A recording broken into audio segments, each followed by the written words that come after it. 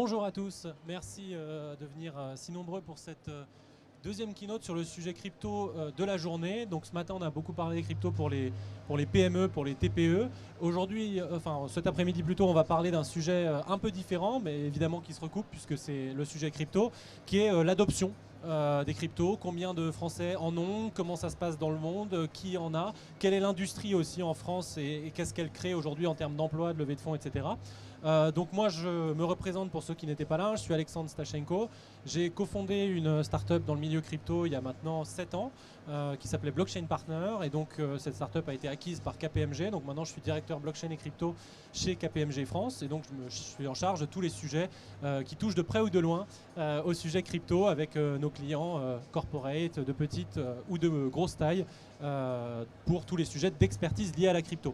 Et j'ai le plaisir d'être accompagné par Faustine, que je vais laisser se présenter et avec qui on a eu le plaisir de travailler également en début d'année précisément sur le sujet de l'adoption des cryptos en France. Et donc ce sera avec nous l'occasion de pouvoir vous présenter un peu les résultats de ce travail qui maintenant commence à dater d'il y a quelques mois, donc des chiffres qui ont probablement évolué depuis et qui va nous permettre de disserter sur l'adoption des cryptos en France. Faustine, je te laisse te présenter. Merci Alexandre, bonjour à tous, ravi d'être là. Donc moi je suis Faustine Fleuret, je suis présidente de l'ADAN pour l'association pour le développement des actifs numériques. Donc c'est une association professionnelle, on représente les entreprises de la crypto en France et en Europe. Blockchain Partner était membre fondateur de l'association en janvier 2020 quand on a commencé autour de 11 entreprises fondatrices. Et aujourd'hui l'ADAN fédère plus de 160 entreprises crypto, ce qui montre très bien la dynamique de cet écosystème en France qu'on va vous présenter à travers cette adoption aujourd'hui avec Alexandre. Merci Faustine. Alors pour ceux qui étaient là ce matin, il va y avoir une ou deux slides avec lesquels ils sont familiers, mais après évidemment vu que c'est un autre sujet, on va changer de slide. Je vais refaire le même tour d'horizon que ce matin. Le problème des cryptos étant que souvent c'est assez cornerisé, beaucoup de gens se disent en gros il y a 3 personnes qui échangent ça dans un garage et puis finalement c'est pas tant que ça. Donc je voulais vraiment vous redonner quelques éléments de marché pour essayer de vous montrer que ça avait beau être un sujet de niche il y a quelques années, aujourd'hui c'est carrément sorti de l'état de niche. Donc quelques éléments de comparaison. Le premier, c'est en termes de capitalisation. La capitalisation totale du marché crypto, aujourd'hui, elle est autour de 1000 milliards de dollars. Le Bitcoin tout seul est sur plusieurs centaines de milliards de dollars. Je vous ai montré à droite, on est dans le top 20 des actifs les plus valorisés dans le monde pour Bitcoin tout seul. Et en termes d'adoption, c'est justement ce dont on va parler un peu plus en détail après. On est autour de 300 millions d'utilisateurs dans le monde pour les cryptos, ce qui est à peu près comparable au nombre d'utilisateurs d'Internet à la fin des années 90. Avec une proportion de Français qui est autour de 8%. Donc on va la détailler tout à l'heure, j'en dis pas plus pour l'instant. Mais ce qui est à retenir, et c'est ce que je disais ce matin aussi, c'est que c'est beaucoup et pas beaucoup. C'est beaucoup parce que c'est plus que des Français qui possèdent des actions en propre. Donc c'est pour ça que je réinsiste sur le fait que c'est loin d'être un marché de niche aujourd'hui. Il y a plus de Français qui possèdent des cryptos que de Français qui possèdent des actions en propre. D'un point de vue transactionnel également, très important à avoir en tête que ce n'est pas juste des actifs, c'est aussi des systèmes de transactions qui fonctionnent et qui fonctionnent d'ailleurs plutôt bien. Comme je vous le montre ici, les deux principales cryptos, Bitcoin et Ethereum, c'est 1,5 million de transactions par jour, c'est-à-dire 2 fois plus que ce que fait l'équivalent de SEPA aux États-Unis, donc qui s'appelle Fedwire. Et en termes de valeur de transactions traitées, si on prend Bitcoin tout seul, c'est déjà 13 000 milliards de dollars juste en 2021. Donc c'est plus que Visa. Donc juste pour vous donner tous ces éléments, c'est essayer de vous dire, non, là, attention, on n'est plus dans le marché de niche. On peut avoir tendance à avoir un biais en France parce que la France n'est pas, on va dire, dans les leaders en termes d'adoption sur la crypto. Mais ce qui se passe dans le monde est très fort et l'adoption est également très forte. Donc on aura l'occasion de disserter un peu plus là-dessus. Deuxième slide que vous avez vu ce matin, et après on parlera évidemment d'autres choses, c'est que juste pour donner une tendance de fond sur ce dont on parle souvent du Web 3, c'est d'ailleurs ce qui avait été présenté, le thème de notre keynote était mis sous le thème Web 3. Pourquoi est-ce qu'on parle de Web 3? Parce qu'avec l'arrivée des cryptos, on a une brique supplémentaire dans le Web qu'on n'avait pas avant. Le Web 1, c'est de la lecture, le Web 2, c'est de la lecture et de l'écriture, donc c'est le Web social, hein. On est sur des réseaux sociaux, on crée du contenu, on consomme du contenu, on envoie des tweets, on envoie des likes, etc. Et il manquait une brique qui est celle de la possession. Sans les cryptos, je ne peux pas posséder. Ce que vous possédez en ligne, je l'ai dit aussi ce matin, n'est en réalité pas un actif. Tout ce que vous possédez en ligne est un passif, parce que c'est quelqu'un qui le détient pour vous. Donc c'est une dette à votre égard, mais c'est jamais quelque chose que vous possédez en propre. C'est ça que viennent changer les cryptos, parce qu'avec les cryptos, vous avez la capacité de détenir quelque chose en propre, comme si vous aviez un coffre chez vous, en fait, avec de l'argent à vous, au lieu de le déposer à la banque. Donc c'est pour ça qu'on parle de Web3, parce que cette brique de possession qui manquait dans le web, eh ben, elle arrive grâce aux cryptos. Et donc c'est pour ça qu'on parle de terrain virtuel dans les métaverses, de NFT, de crypto, etc.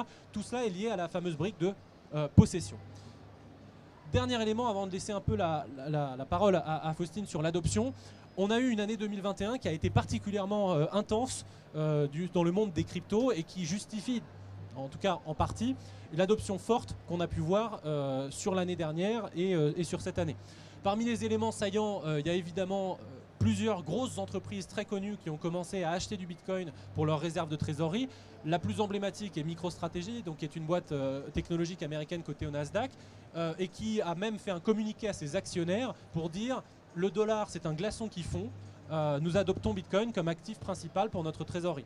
Et donc aujourd'hui ils sont allés carrément au bout de leur logique puisqu'ils sont en train d'emprunter de l'argent pour acheter du Bitcoin. Donc s'ils vont, je ne recommande pas forcément à tout le monde de le faire, mais c'est juste pour vous dire que ça a brisé un tabou. Des entreprises cotées peuvent acheter du Bitcoin pour diversifier leur trésorerie. Et donc évidemment derrière Tesla a suivi, des entreprises ont suivi. Nous on a eu des demandes de PME, de grands groupes, etc. qui veulent acheter des Bitcoins pour leur trésorerie. Donc ça c'est une première chose. On a eu un deuxième élément très important, c'est que l'an dernier, on a eu l'introduction en bourse de Coinbase, qui est la deuxième ou troisième plus grosse plateforme d'échange dans le monde, où les gens s'achètent et se vendent des cryptos, et qui a eu un retentissement inédit, puisqu'on est passé d'un marché un peu de niche, tabou, etc. à même. En fait, il y a une IPO, et c'est la plus grosse depuis Facebook. Et au moment de l'introduction en bourse, la valorisation de Coinbase était 60 milliards de dollars, c'est-à-dire en gros plus que les banques européennes. Et aujourd'hui, je vous ai actualisé le chiffre pour la partie client, Coinbase c'est 100 millions de clients vérifiés, retail, donc c'est plus que n'importe quelle banque retail. Donc exclu, évidemment Chine exclue. Donc c'est évidemment majeur. Et quand Coinbase a annoncé la même année qu'ils allaient se lancer sur des livrets à 4%, etc., bon là on a compris qu'en gros ils entraient dans le jeu, dans le monde des banques et qu'il y avait un vrai sujet autour de ça. Je fais les autres points très rapidement. L'introduction en bourse de certains indices qui a permis à des investisseurs de rejoindre sans pour autant détenir en propre des bitcoins. On a eu le Salvador qui a été le premier pays à faire de bitcoin sa monnaie légale, officielle. La Centrafrique a suivi donc en début d'année, en avril. Et puis on a donc un rapport en fin d'année dernière qui nous disait qu'il y avait déjà près de 300 millions d'utilisateurs de crypto dans le monde, ce qui était une croissance de 275% sur un an. Donc tous ces chiffres-là, évidemment, sont très intéressants au niveau mondial. On a vu que ça a généré une traction. Mais qu'en est-il de la France ? C'est la question qu'on s'est posée avec Faustine justement en début d'année, et notamment dans le cadre évidemment de politique qui étaient les élections présidentielles en France, où on s'était dit c'est intéressant de voir est-ce que ce sujet concerne les Français.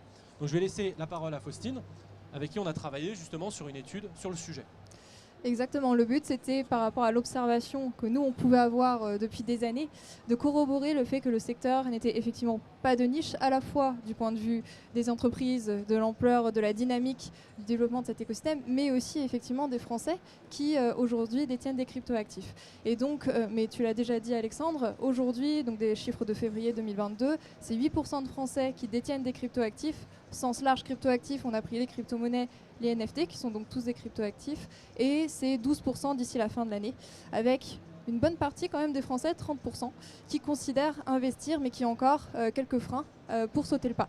Le frein, et c'est ce qu'on voit, c'est que beaucoup de Français ont entendu parler des cryptoactifs bien sûr, mais il y en a encore beaucoup qui ne savent pas forcément comment ça fonctionne. Donc plutôt sain comme comportement de ne pas aller sur des actifs encore mal connus. Il y a d'autres freins qu'on s'évertue à l'association et puis avec nos membres à lever. Notamment le frein du fait qu'aujourd'hui, en tant que Français, c'est difficile d'aller voir vos intermédiaires de confiance traditionnels pour avoir des cryptos, détenir des cryptos ou recourir à des services sur cryptoactifs. Effectivement, si vous allez voir votre banque, votre conseiller traditionnel, il ne va pas forcément savoir vous répondre ou il va complètement en fait, vous dissuader d'aller sur ces actifs. Or, et c'est ce qu'on voit, les Français et les institutionnels doivent aujourd'hui s'intéresser, puisqu'il y a une forte demande. Il y a une forte demande pour les clients de banque, et donc aujourd'hui les banques, les institutions financières sont obligées de s'y intéresser, parce que c'est aussi une concurrence nouvelle, puisque si on ne va pas voir son intermédiaire de confiance, on va voir les nouveaux entrants qui aujourd'hui construisent le marché des cryptoactifs. Et ce qu'on voit dernièrement, c'est de plus en plus de partenariats entre ces nouveaux acteurs et la finance traditionnelle pour amener de plus en plus de Français, et c'est pour ça qu'on s'attend à ce que cette adoption ne fasse que croître, pour amener de plus en plus de Français à ces actifs, aux opportunités de tous les services, de tous les cas d'usage qui sont développés sur ces cryptoactifs. Donc des exemples de partenariats, par exemple, je pense que beaucoup de gens ont Lydia aujourd'hui. Vous pouvez acheter des cryptoactifs grâce à Lydia qui a fait un partenariat avec Bitpanda, qui est un prestataire autorisé en France. Vous avez dernièrement Conto et CoinHouse, qui est un autre prestataire autorisé en France, qui ont fait un partenariat. Et vous avez une première banque qui s'est ouverte à ces nouveaux services sur actifs numériques qui s'appelle la Banque de Lubac. On attend encore un mouvement positif du côté des autres établissements de crédit français. S'il est à noter que si cette dynamique est déjà intéressante en France, on est quand même en retard à la fois au niveau de l'adoption et de l'écosystème traditionnel qui s'intéresse à ces nouveaux usages. On est en retard par rapport aux États-Unis. L'adoption est plus importante et des entreprises traditionnelles qui ont développé des services, des activités sur les cryptoactifs. Il y en a depuis des années beaucoup plus qu'en France et en Europe. Donc notre mission à l'association, c'est d'amener ces institutionnels vers ces nouveaux sujets, puisqu'il y a une demande et puisqu'il y a un intérêt du point de vue de notre souveraineté numérique, tout simplement, à ce que l'écosystème français et européen des cryptoactifs soit fort. On le voit année après année, cette adoption et cet intérêt grandissant. Et donc si vous faites partie de ces personnes intéressées, le 18 juillet, on fait une journée d'événements pour présenter tous les sujets conjoncturels et structurels autour des cryptoactifs si vous avez manqué de l'actualité cette année, à la Maison de la Mutualité à Paris. Donc n'hésitez pas, c'est le Crypto et Finance Forum de la DAN où vous pourrez approfondir ces sujets. Je te rends la parole, Alexandre. Oui, merci. Alors, juste quelques éléments sur cette slide pour la commenter 30 secondes. En gros, dans le cadre de notre étude sur les Français, on a évidemment cherché à comprendre les Français qui ont de la crypto, quel est le comportement de ces Français vis-à-vis des intermédiaires bancaires traditionnels.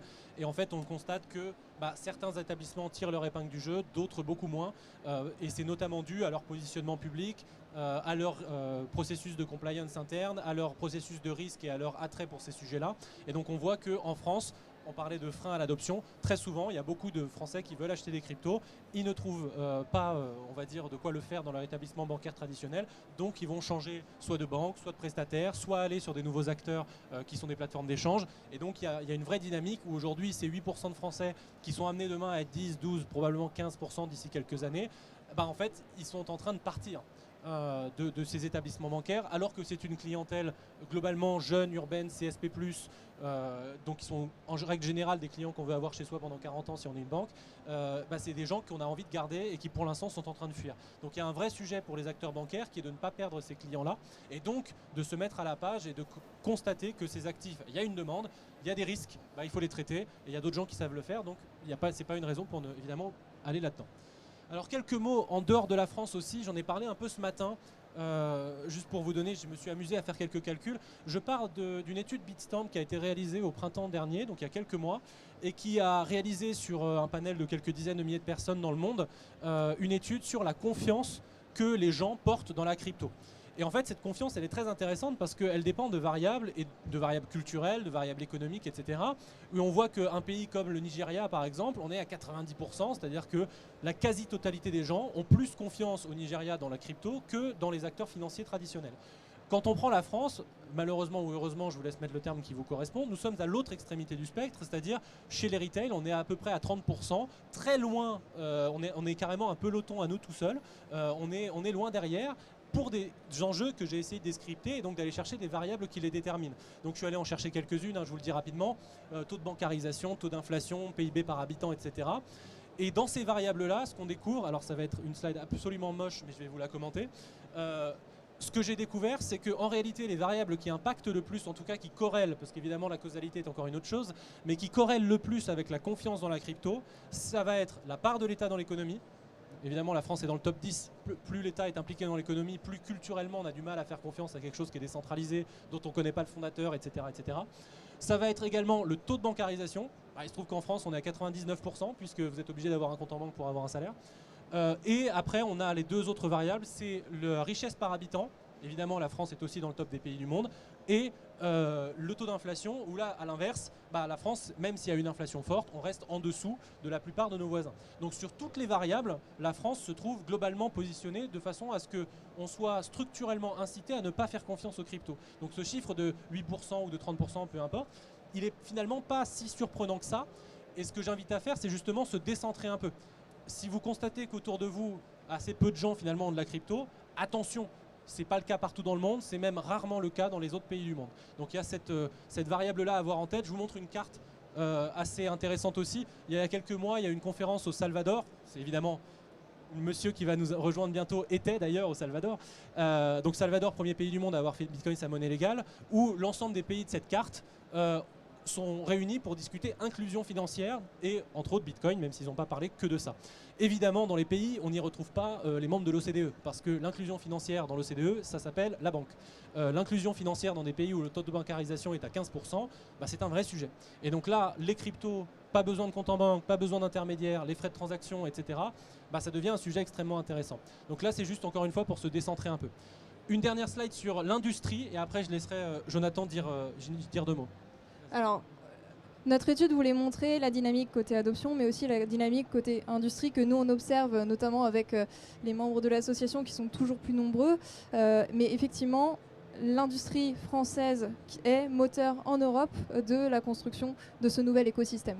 En termes d'emploi, parce que c'est des chiffres extrêmement intéressants, on est sur une croissance exponentielle depuis des années, et on a les chiffres pour l'année dernière en matière d'emploi. Plus 64% l'an dernier d'emplois créés dans le secteur, plus 120% cette année. Dans notre étude, ce qu'on a pu voir, c'est que quasiment toutes les entreprises interrogées recrutent, et pas seulement des profils techniques. Donc il ne faut pas penser que la crypto, c'est uniquement des développeurs. On va dire pour moitié-moitié des profils techniques, mais en fait, c'est l'ensemble des professions qui sont repensées, réinventées et qui s'intègrent dans le développement de cet écosystème. Donc voilà, juridique, compliance, parce que je fais un petit disclaimer, parce qu'on entend souvent que la crypto c'est le Far West réglementaire, pas du tout.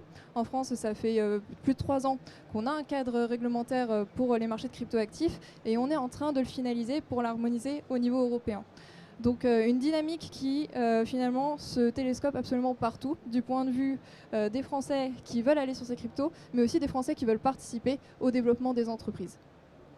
Et donc je vais passer la balle très rapidement à Jonathan qui nous a rejoint, il nous fait un happening. Donc le t-shirt ne ment pas, a priori il a une startup Bitcoin.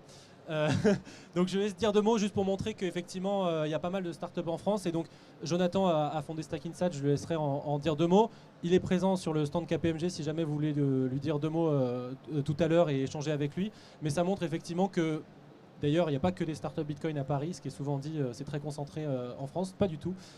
Jonathan, je te laisse te présenter. Eh bien, écoute, merci Alex pour cette belle introduction. Donc effectivement, je suis le président cofondateur de la société Stackinsat. Donc on a inventé le plan épargne Bitcoin. Globalement, vous pensez tous que Bitcoin est très volatile, ce qui est le cas. C'est pour ça qu'on a inventé le concept du plan épargne Bitcoin qui va vous permettre de lisser votre achat dans le temps afin justement de réduire au maximum la volatilité du Bitcoin. La question que vous devez vous poser, c'est pourquoi est-ce qu'il faut investir en Bitcoin? En 2 mots, on est convaincu que Bitcoin va devenir le nouvel étalon monétaire mondial, comme l'était l'or avant la fin des accords de Bretton Woods le 15 août 1971 où Nixon a désindexé l'or du dollar. Donc ça, c'est une des principales raisons. L'autre raison, évidemment, c'est que malgré la volatilité du prix, Bitcoin reste une réserve de valeur dans une logique à long terme. Et si vous voulez en savoir plus, donc effectivement, je suis sur le stand de KPMG et on organise aussi la plus grande conférence Bitcoin en Europe qui s'appelle le Surfing Bitcoin, les 25, 26 et 27 août. Donc je vous invite tous à venir pour découvrir davantage cet univers merveilleux et comprendre la révolution monétaire qu'est Bitcoin. Voilà, merci.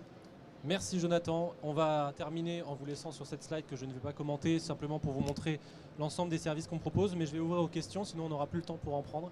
Merci à tous pour votre attention. Est-ce qu'il y a des questions?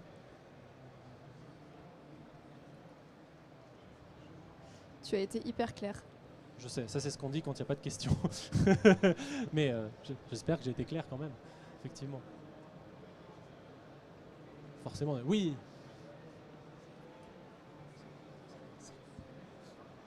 Merci. J'ai juste une question. On comprend l'intérêt des banques à utiliser la technologie de la blockchain, mais qu'en est-il des cryptos justement? Enfin, parce que l'origine, si je ne dis pas de bêtises, c'était justement d'être décentralisé, de plus dépendre de tous ces établissements qui gèrent justement nos passifs. Quel est l'intérêt pour eux justement d'adopter pour des clients, d'ouvrir alors, ça reste un investissement du coup, c'est ça? Alors je vais faire une réponse qui est plus une comparaison. Au début d'Internet, la philosophie était que chacun a son serveur SMTP et on peut s'envoyer des mails sur des adresses privées. La réalité, c'est que je pense que personne ici ne le fait. Nous sommes tous chez un prestataire qui nous sort une adresse Gmail, Outlook, Yahoo, peu importe. Donc dans la même logique, les cryptos font une promesse de décentralisation qui d'ailleurs, si on fait une petite comparaison, est presque mot pour mot la promesse des cypherpunks des années 90 sur Internet. Donc décentralisation, reprise de contrôle, pouvoir à l'individu, etc. C'est une promesse qu'on peut tenir si on a envie de s'investir, si on a envie de passer du temps à comprendre, à voir ses cryptos en propre, etc. Mais pour la plupart des gens, il n'y aura pas forcément un besoin de forcément détenir 100% de son argent soi-même, en prendre la responsabilité. Si on perd la clé, on a tout perdu. Voilà, c'est des risques qu'on ne veut pas forcément prendre. Donc dans ce contexte-là, il y aura forcément aussi des intermédiaires de confiance. Un Coinbase a 100 millions de clients. Coinbase est une banque, ils détiennent vos cryptos pour vous, ils n'ont rien inventé de ce côté-là. Mais Coinbase a pris le marché pendant que les banques étaient occupées à dire c'est nul, ça ne marchera pas, de toute façon ça ne sert à rien.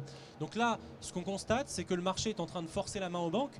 Parce qu'avec 300 millions d'utilisateurs, 400 millions, 500 millions, etc., à un moment donné, tu ne peux pas, en tant qu'acteur bancaire, dire je m'en fous, je vois 10% de mes clients s'en aller, c'est pas un sujet. Bah si, c'est un sujet. Donc à un moment donné, il faut se mettre à la page et effectivement offrir des services là-dessus. Pour les banques, c'est très simple. Ce sont des acteurs de confiance, réputés, qui ont déjà leur clientèle, qui leur font confiance. Il faut qu'elles profitent de ce levier qu'elles ont par rapport à des nouveaux acteurs qui sont obligés de faire de l'acquisition client. Donc il est là l'intérêt. Maintenant, le fait d'avoir un réseau décentralisé permet à chacun d'avoir l'alternative. Donc demain, c'est pas impossible que 80% de tes économies soient dans une banque qui gère tes cryptos pour toi et que sur le reste, tu dises voilà, j'en mets un peu de côté au cas où j'ai pas confiance dans le système, je veux garder de l'argent chez moi, je veux que ce soit accessible, etc., etc. Diverses raisons, ou alors que tu mettes 100% en crypto ou 100%. Voilà. Ça donne l'alternative. Alternative que tu n'as pas aujourd'hui. Parce qu'aujourd'hui, c'est banque ou c'est cash physique. Donc il n'y a pas vraiment d'alternative. Dès que tu veux faire des paiements en ligne, détenir de l'argent sur un compte, etc., there is no alternative, pour reprendre une phrase historique. Voilà. Déjà, merci. Du coup, j'aimerais savoir, qu'est-ce que vous voulez dire par le Salvador a rendu le Bitcoin comme une monnaie légale?